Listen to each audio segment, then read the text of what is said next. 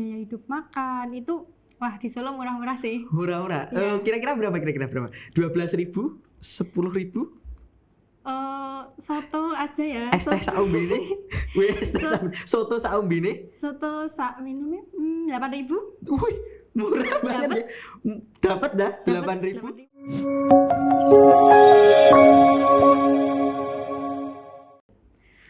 Halo teman-teman semuanya, selamat datang di Gojek Expo Crash 5 Special Podcast. Tapi sebelum kita melangkah lebih jauh teman-teman semuanya, alangkah lebih baiknya kita melepas masker dulu ya, biar lebih enak nanti, biar lebih enjoy kita bicaranya.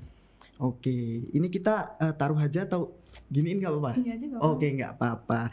Oke teman-teman semuanya, selamat datang di Gojek Expo Crash 5 Special Podcast. Dan perlu kita ketahui juga bahwasanya Gojek Expo ini merupakan golek jurusan kagem kuliahan. Berarti golek jurusan kagem kuliahan gitu ya. Gojek Expo Crash 5 ini merupakan event yang diselenggarakan oleh alumni Widyatama.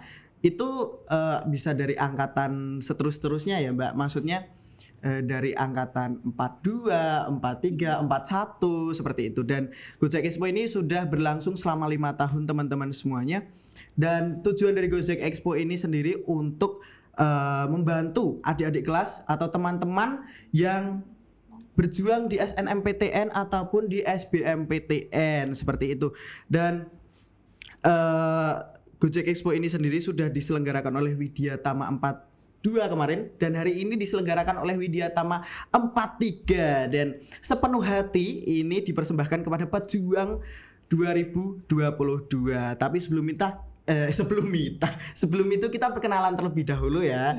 Perkenalkan teman-teman semuanya, saya Rizky Yudastiana di sini yang nantinya akan membawakan acara bersama narasumber kita yang sangat keren ya teman-teman semuanya. Ada siapa nih? Halo semuanya, kenalin aku Hairunisa Arya Pangesti, biasa dipanggil Nisa Arya. Halo Mbak Nisa. Halo Mas Rizky. Halo. Kuliah di mana nih? Sekarang aku di UNS, Fakultas Sekolah Vokasi. Oke, UNS Fakultas Sekolah Vokasi seperti itu. Dan perlu diketahui juga teman-teman semuanya bahwasanya Gojek Expo Crash 5 ini juga memiliki beberapa rangkaian, di antaranya itu terdapat Gobuk. Gobuk ini baru pertama kali diselenggarakan oleh Gojek Expo Crash 5 pertama kali ini. Dan Gobuk ini itu merupakan open donasi buku-buku yang dipersiapkan untuk masuk ke perguruan tinggi seperti itu. Dan ini sudah terlaksana pada tanggal 18 sampai 27 November 2021 kemarin. Dan nantinya akan didonasikan pada 5 Desember 2021. Berarti udah ya? Udah berarti. Nah, selanjutnya ini ada rangkaian konten-konten menarik di Instagramnya @Gojek Expo, dan jangan lupa follow kok blibet ya dari tadi ya. Kayaknya kita belum minum ini. Iya. Kita belum minum. Minum dulu enggak apa-apa, minum dulu.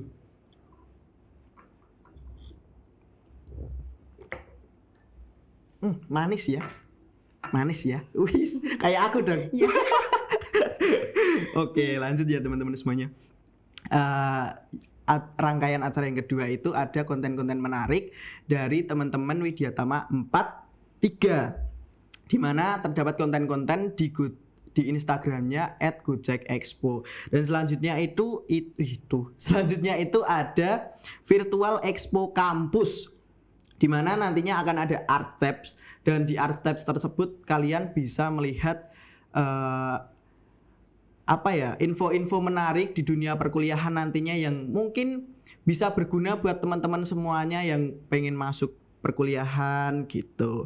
Lalu selanjutnya yang spesial itu ada podcast. Nah, kalau kemarin-kemarin itu terdapat sesi interview wawancara seperti banyak orang gitu tanpa mic kayak gini. Nah, ini hari ini di Gojek Expo Crash 5 ini terdapat podcast yang berbeda dari Gojek Expo tahun-tahun sebelumnya seperti itu. Nah, tapi kita nggak usah berlama-lama ya, karena mungkin teman-teman yang ada di rumah ini juga sudah penasaran, sudah gimana ya? Sudah kepo soalnya teman-teman yang ada di rumah ini juga pengen tahu Mbak Nisa ini kuliah di mana, Mbak Nisa ini sebenarnya siapa sih, seperti itu, dan mungkin bisa diceritakan sama Mbak Nisa langsung. Oke, jadi aku sekarang kuliahnya di Universitas 11 Maret. UNS ya? Iya, UNS Surakarta, Fakultas Sekolah Vokasi, jurusannya di 3 perpustakaan. Oh, 3 perpustakaan. Iya. Kira-kira ini kan masih online ya? Iya, masih online. Nah, kira-kira kesibukannya selama perkuliahan online ini apa sih gitu? Kalau sekarang kesibukannya gabut aja sih. Gabut. Udah selesai UAS. Oke, udah selesai. UAS. Oh, UASnya kapan? Baru aja selesai Baru kemarin. aja selesai. Udah tinggal overthinking nilai aja ya. Overthinking nilai. Iya. Jadi simulasi pengangguran Iya, ya. betul, simulasi pengangguran. Oke, bagus banget. Nah, kira-kira dari Mbak Nisa sendiri kesulitan nggak sih kemarin UASnya gitu? Kalau dari aku sendiri full sambat sih. Full sambat. Semester 3 ya? Iya, semester 3. Praktek kan. Iya. Oh, full praktek sambat. juga? Iya. Prakteknya kayak apa tuh, Mbak?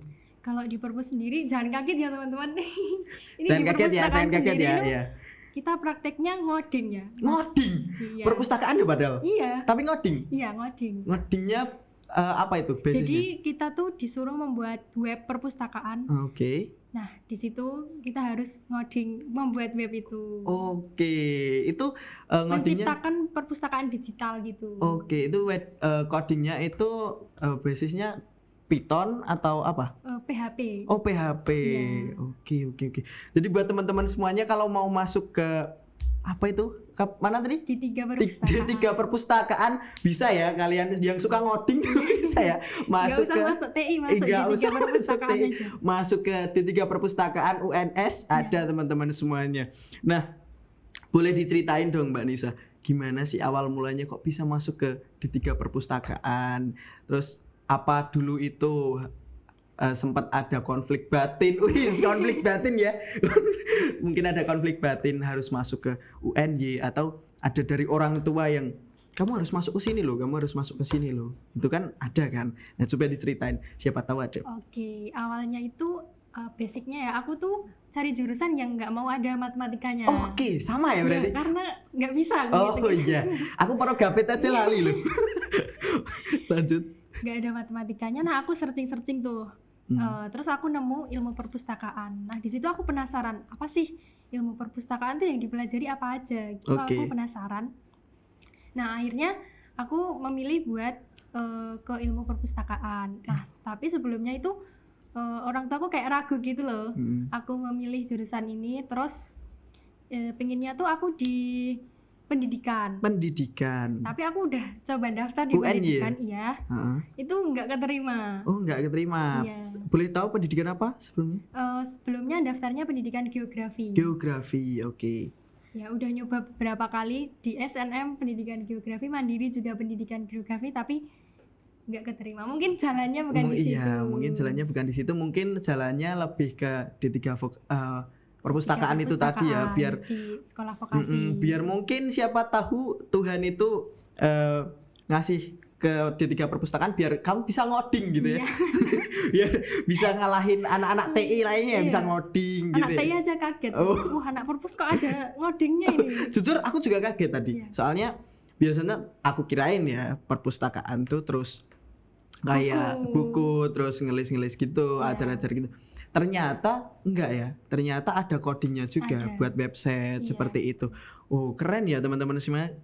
Ini buat teman-teman ya, perhatian buat teman-teman semuanya ya, kalau mau masuk ke kayak coding itu nggak usah masuk ke TI juga nggak apa-apa, bisa ke D3 perpustakaan UNS ya ada. Nah, tapi dulu sempat ikut SNM. Iya, sempat SNM, SBM. Oh, ikut SNM juga ya? Iya. Oh, berarti cukup celing gitu ya? Cukup celing gitu ya? Alhamdulillah ya. Alhamdulillah ya. Kalau SBM juga ikut? Iya, ikut, tapi tidak lolos. Tidak lolos? Iya. Kenapa nggak nyoba ke jurusan yang lain gitu? Dari awal tuh penasaran aja sih, di perpus tuh mempelajari apa, kan stigma masyarakat kan perpus tuh cuman jaga buku, jaga perpustakaan gitu. Jadi aku penasaran aja. Nah, akhirnya masuk ke perpustakaan. Oke, berarti berawal dari kepenasarannya Mbak Nisa ya, pengen nyoba perpus tuh kayak gimana sih gitu. Tapi setelah masuk di luar ekspektasi. Oh, di luar ekspektasi ya teman-teman semuanya. Jadi mungkin setelah Mbak Nisa ini cerita mungkin agak kagetnya besok nggak wow gitu, mungkin cuman wow gitu ya.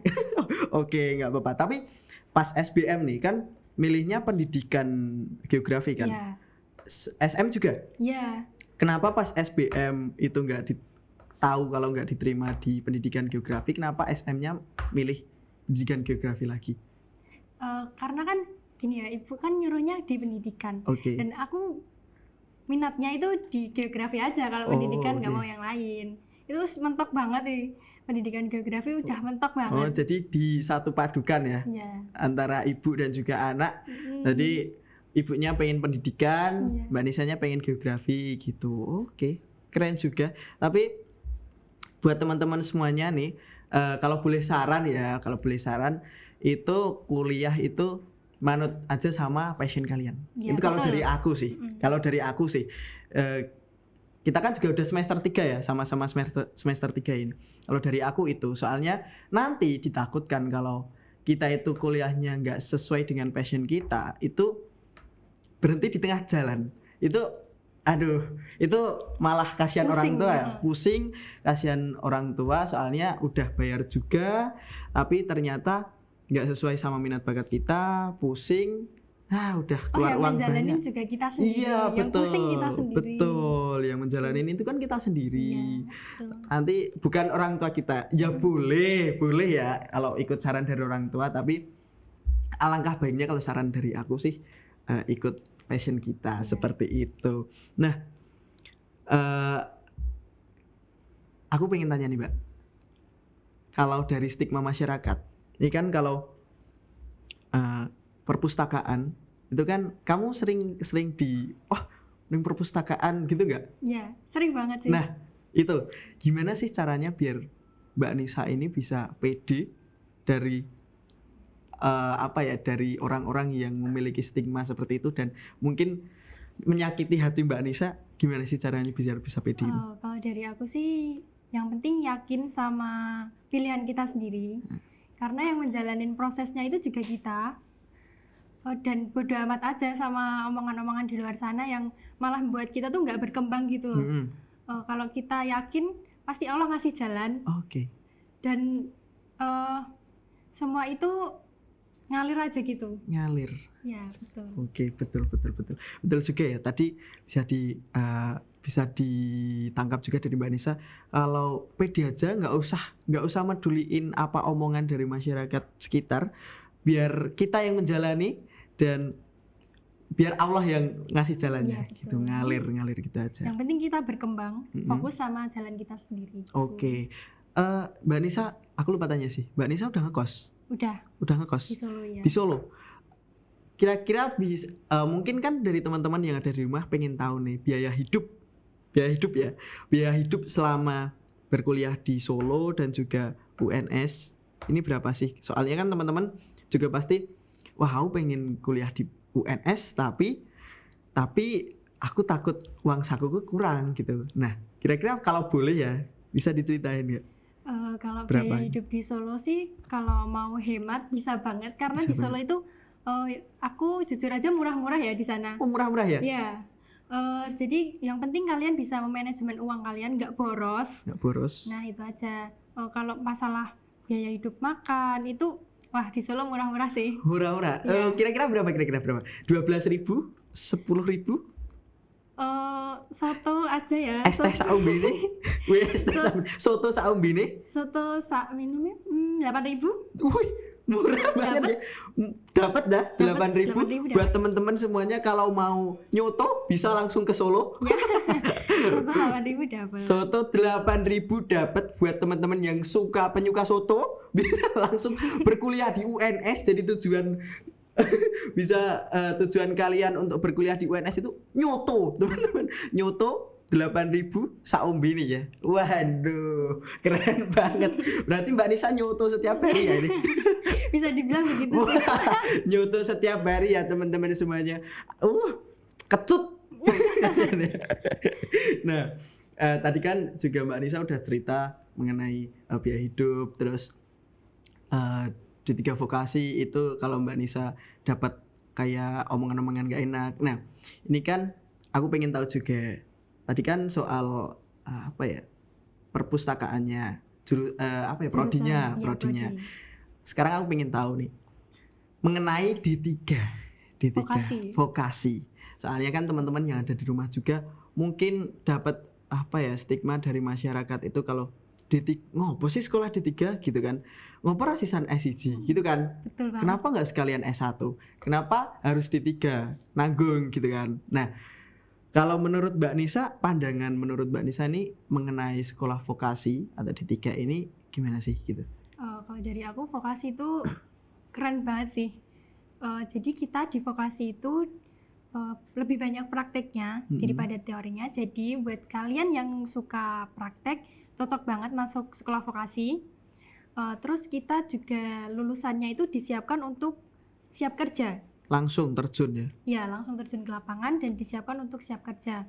Dan instansi di luar sana pasti cari yang terampil kan buat masuk ke dunia kerja gitu. Terus di sekolah vokasi sendiri itu kita ditargetkan magang selama 6 bulan. Bayangin nggak tuh magang 6 bulan, kita selama magang itu dapat pengalaman kerja. Walaupun kita masih mahasiswa, tapi kita udah dapat pengalaman di dunia kerja gitu. Kalau boleh tahu magangnya ini semester berapa ya? Nanti di semester 5. Tapi semester 5. Aku sendiri sekarang ini masih mau ikut seleksi magang mandiri. Jadi ada magang wajib sama magang mandiri. Gitu. Boleh cerita. Perbedaannya magang mandiri sama magang wajib? Kalau magang mandiri itu dari kita sendiri. Aku mau ikut ini gitu. Kalau magang wajib emang udah diwajibin dari kampusnya gitu.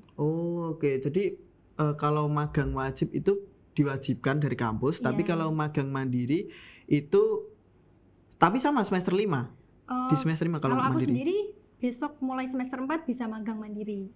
Bisa magang mandiri. Tapi kira-kira kalau dari Mbak Nisa sendiri, menurut Mbak Nisa benefit yang didapatkan dari magang mandiri ini apa? Kita bisa dapat itu sertifikat magang juga. Sertifikat magang. Yang nanti bisa buat daftar magang wajibnya gitu. Oke. Jadi buat pengalaman magang itu sangat-sangat dibutuhkan buat magang wajib. Kan nanti magang wajibnya itu buat bikin tugas akhir. Jadi kalau di S1 skripsi gitu. Kalau di D3 kan namanya tugas akhir.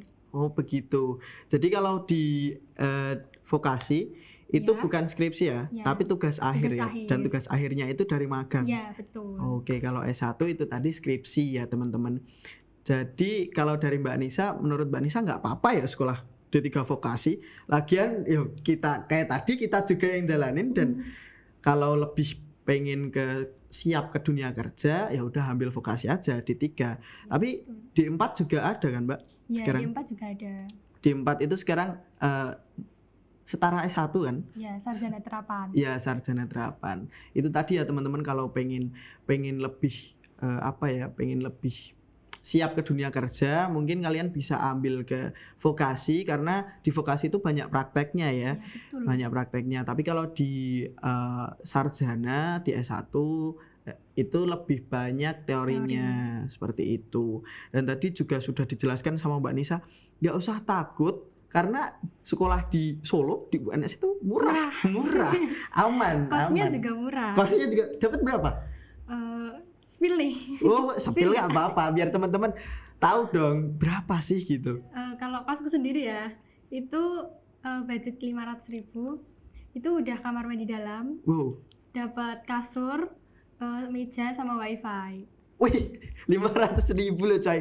500.000 itu dapat kamar mandi dalam, terus wifi, air listrik. Ya udah air juga. Listrik, terus ada kasur. Itu udah murah banget. Kalau di Jogja kalau di Jogja aku juga belum tahu sih, soalnya aku belum ngekos, tapi kemungkinan itu 600 500 itu dapat mungkin, tapi aku juga belum tahu sih. Kayaknya 600-an sih kalau di Jogja. mungkin buat teman-teman semuanya ini jadi berubah pikiran ya. Wah, aku kuliah di Solo aja nih, siapa tahu semurah nih, siapa tahu biaya hidupku jadi lebih terkurangi gitu ya. Wah, keren banget ya. Dan buat teman-teman semuanya jangan lupa follow juga nih. Jangan lupa follow juga ya, biar teman-teman semuanya tetap mendapatkan info dari acara Widyatama, tetap mendapatkan info dari Gojek Expo, apalagi Expo Crash 5 ini, karena nantinya akan ada bintang tamu, narasumber yang menarik dan juga akan memberikan informasi-informasi seputar kuliahan yang tentunya itu akan berguna buat kalian pejuang 2022. Oke. Dan untuk Mbak Nisa sendiri, aku pengen tanya juga nih. Aku masih sebenarnya banyak penasaran soal Mbak Nisa ini. Suka dukanya jadi anak vokasi nih. Apa aja? Yang pertama dukanya dulu ya. Kalau dukanya dulu tuh sering dipandang sebelah mata gitu ya. Dipandang sebelah mata. Jadi kayak ditanya, kamu kuliah di mana? Aku jawabnya di D3 di vokasi. Loh, kenapa D3? Kenapa nggak sekalian S1 aja? Apalagi yang D4 tuh pasti nyesek banget sih kalau dibilang kenapa nggak sekalian S1 aja, kan sama-sama 4 tahun ya kalau D4. Kalau D3 kan cuma 3 tahun. Itu sih dukanya. Kalau sukanya? Kalau sukanya aku kan D3 nih. Lebih singkat aja, 3 tahun langsung lulus. Gitu. Tadi enaknya itu ya tadi. Terus di D3 ini lebih disiapkan buat siap kerja juga sih ya. Siap kerja. Ya. Oke, jadi lebih banyak prakteknya juga kan, nggak pusing-pusing teori gitu. Oke, jadi lebih seneng praktek ya daripada teori. Sebenarnya aku juga sih Mbak, lebih seneng ke praktek daripada teori. Tapi aku kan sekolah di ilmu komunikasi ya, jurusan ilmu komunikasi. Tapi kalau di ilmu komunikasi itu kan S1, jadi lebih banyak teorinya daripada prakteknya. Ya mungkin ada, tapi karena aku masih semester 3, mungkin prakteknya itu di semester 5, semester 4 seperti itu. Dan itu dia ya teman-teman, kalau sekolah vokasi itu nggak seburuk yang kalian kira. Oh iya, kalau dari orang tua itu ada nggak sih? Ngopo sih sekolah ning vokasi dek gitu apa? Oh, kalau dari orang tua sendiri, dulu kan aku sempat ragu nih, aku mau masuk D3 sempat ragu. Nah tapi orang tua sendiri malah ngeyakinin kalau D3 tuh kamu besok dapat kerjanya lebih cepat gitu. Oke.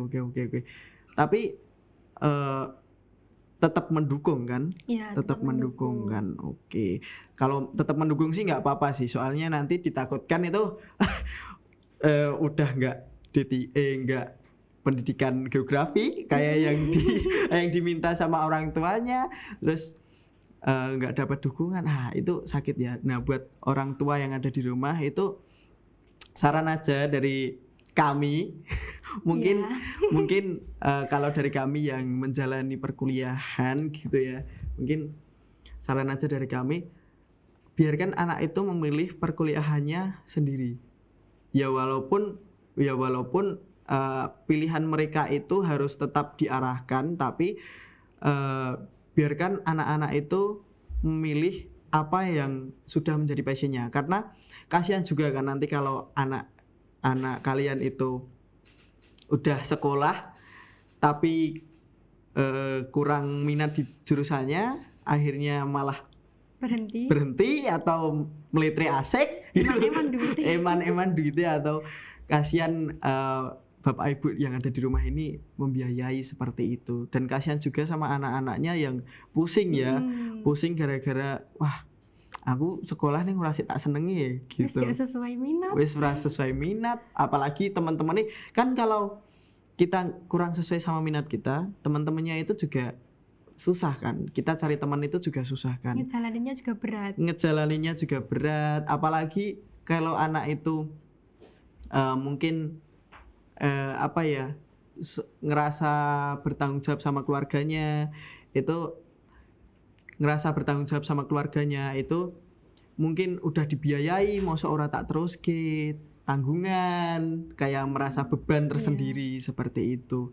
Nah, untuk Mbak Nisa sendiri nih, kan tadi juga kita sudah bercerita mengenai kenapa memilih jurusan D3 perpustakaan, lalu kenapa kok bisa memilih itu, kenapa nggak jurusan yang lain. Terus apa sih tipsnya PD biar PD gitu? Kira-kira ada nggak sih pesan atau motivasi buat teman-teman yang ada di rumah nih, sekiranya kan ada teman-teman yang ada di rumah juga mungkin berpikiran aku kudu D3 opo S1 yo, aku bingung gitu kan. Mungkin ada nggak sih dari Mbak Nisa? Oke. Kalau dari aku itu sih yakin aja. Yakin sama pilihanmu sendiri. Terus jangan memaksakan kehendak. Kenali bakat dan minat. Betul. Dimanapun kalian berada itu, emas akan selalu menjadi emas. Oke. Jadi kesuksesan itu nggak mandang aku vokasi atau aku sarjana. Jadi yakin aja sama tujuan kalian, fokus, dan jangan lupa semangat sih. Ya. Oke. Satu lagi. Apa tuh? Kuliah itu bagian senengnya cuma pas keterimanya aja. Oke, betul. Untuk selanjutnya itu full berjuang, full sambat, dan harus full semangat juga. Oke, jadi itu ya teman-teman semuanya yang ada di rumah, pesan dari Mbak Nisa, sedikit motivasi dari Mbak Nisa bahwasanya perkuliahan itu senengnya cuma pas diterima aja. Iya. Jadi selebihnya kalian harus semangat, harus berusaha sekeras mungkin biar apa yang diidam-idamkan oleh kalian atau orang-orang terdekat kalian itu bisa terwujud. Dan tadi juga aku ada sedikit kutipan yang mungkin bisa dijadikan teman-teman semuanya yang ada di rumah itu motivasi atau energi semangat buat teman-teman. Emas akan selalu menjadi emas dari Mbak Nisa tadi. Dimanapun kalian berada, emas gitu. Akan selalu menjadi emas. Betul. Jadi kalian dimanapun kuliahnya nggak apa-apa. Kalau bisa kalian itu ambil sesuai minat bakat kalian. Jangan sampai kalian itu terkecoh cuman pengen kuliah terus ambil saamburadule atau jangan gengsi dan juga jangan ambil kuliah itu sak-sae karena kasihan orang tua kalian yang udah membayari seperti itu. Dan tadi emas akan selalu menjadi emas. Dan gak kerasa ya Mbak Nisa, waktu kita sudah habis ini. Dan sedih nih. Wah sedih dong, karena mungkin teman-teman semuanya yang ada di rumah masih pengen tahu mengenai perkuliahan dari Universitas Negeri 11 Maret ini. Negeri ya? Iya, negeri. Universitas Negeri 11 Maret ini. Dan mungkin pengen tahu lebih mengenai Mbak Nisa, tapi sayang sekali teman-teman yang ada di rumah, waktu kita sudah habis. Dan untuk itu Mbak Nisa terima kasih sudah hadir untuk menjadi narasumber yang luar biasa hari ini.